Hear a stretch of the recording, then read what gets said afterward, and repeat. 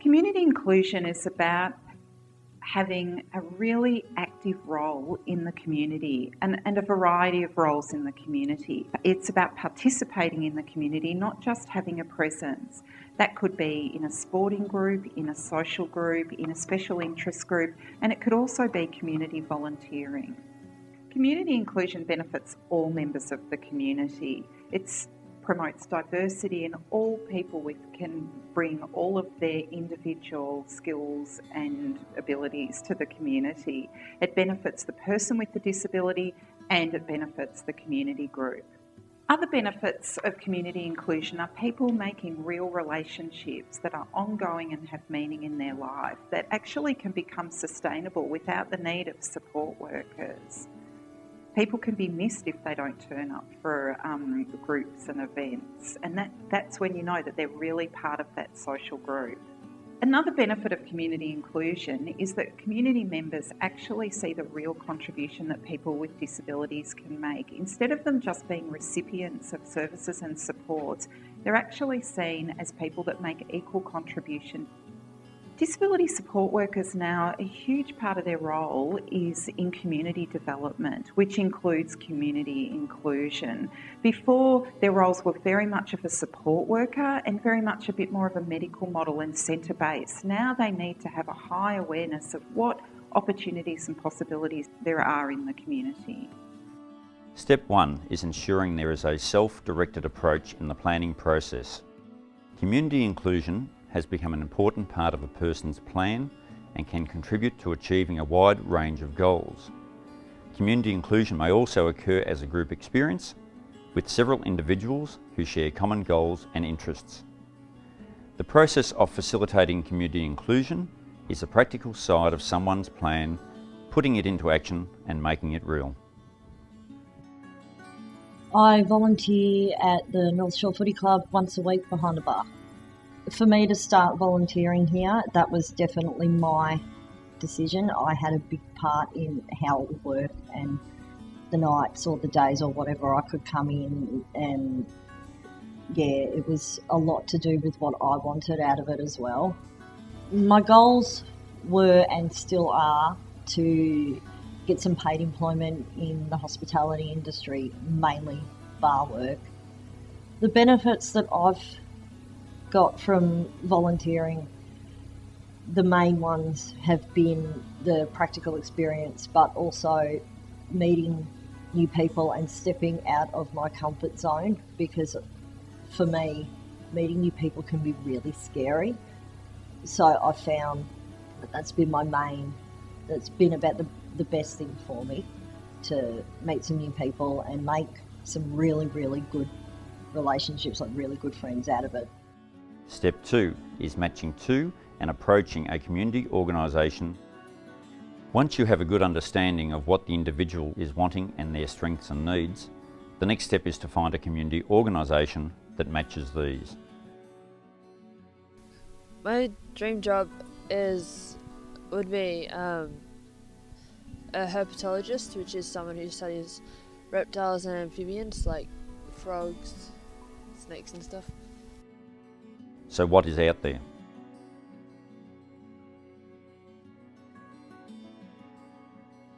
Disability support workers have a really important role with community inclusion. They have to be aware of what possibilities and opportunities there are in the community for people with disabilities, but they also are that bridge between the person with the disability and the community group, showing people in the community groups what the potential of the person is. They also have a role in making the connections, finding the special interests that people in community groups have with people with disabilities. So they actually need to get to know the people in the community groups as well as know the person with the disability and make those links.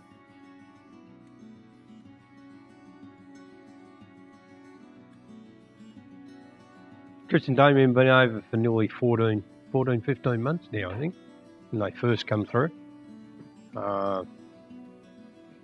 And that was after probably 12 months of negotiations first with Scope before they actually arrived. And they fitted in quite well in that time. Done quite a few small projects together with them. The original contact was made through Scope, and some of our guys. And then we just sat down around the table and sort of tried to formulate an agreement for them to come over and be part of the shed. What was there to offer? How could we integrate it? What they might do, how our guys would react and stuff like that. So we sat down and went through the process for as long as we could to try and iron out all the problems before the boys actually arrived. Yeah, there were questions of what their ability to handle tools and stuff like that would actually be. And then we found out that didn't matter a lot. Buddy system is, instead of leaving them on their own, just with a bunch of timber and stuff like this, somebody actually comes and gives them a hand and works their way through it. When they're out working on stuff like this, they're always with somebody. We found out who was prepared to help at the start, and that developed, and as there was more acceptance, there was more people help. And it got to the stage these days where most of the guys will give a hand in one way or another. The All Ability Netball competition has been running for 8 years in Geelong, and we have 8 clubs that register for the GFL. I started off building relationships within the community by speaking to the club's presidents and the netball presidents, and then going individually into those clubs and finding some key support workers within that club to support a team, an All Ability Netball team, to be able to reach their ultimate goal and play netball for a community club.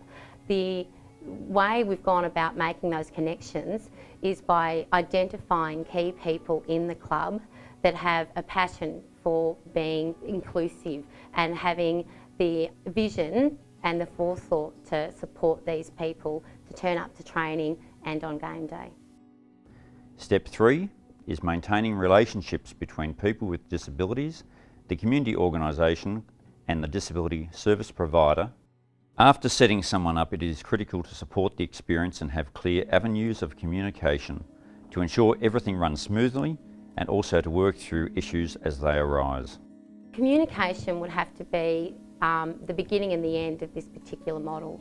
And because we have identified key workers, key community workers in each club, whenever they have a problem, they've got a contact person that they can come to, and I think that's a very important role model, and it's an important model to have. So communication around identifying what the individual's needs are, supporting the club to help that individual reach their goal of playing netball, and then also having regular meetings and communication to make sure that it's running smoothly and that they feel supported within their role. Yeah, a lot of communication with Carol, and she helped really get it off the ground. She was a good support, always willing to listen to ideas and set up meetings. Yeah, it was a good thing. We're all on the one page. We weren't going to do something that they didn't know about. Step 4 is reducing or exiting support if appropriate. There will be many factors affecting how long and how much support a person with a disability requires in the community organisation. These include the individual support needs and the needs of the community organisation. The support I had when I was looking into volunteering here was mainly facilitated through leisure networks, and so making contact with North Shore and like getting me a trial down here to see how I'd go, and being here those first couple of times I was behind the bar, so I had a familiar face in front of me. Like the main thing for me, once I learned how to pour a beer, it was really good, but I was really hesitant on dealing with people that I hadn't met before. And I'm pretty sure Joe and Sue were with me the whole time I was here that first week. And said, well, this is so-and-so, this is so-and-so, this is where they sit, and this is what they have. And yeah, it was really, really helpful, because I freaked. After the first 2 or 3 weeks, I wasn't exactly left to my own devices, but But once I learned my way around behind the bar, I'd met a few people. Then, like, Joe would still come in and I'd still get a check-in from Sue, by how are you going, and a phone call or a text or an email or something, just to see how I was going, but I didn't need the one-on-one so much after the first 2 or 3 weeks. Sometimes supporting an individual to develop a relationship with a community organisation requires minimal support, but a majority of the time it takes a lot of work and there can be many challenges along the way. However, the benefits to the individual and the community are well worth the effort. The benefits all round is just inclusion. We're not that different.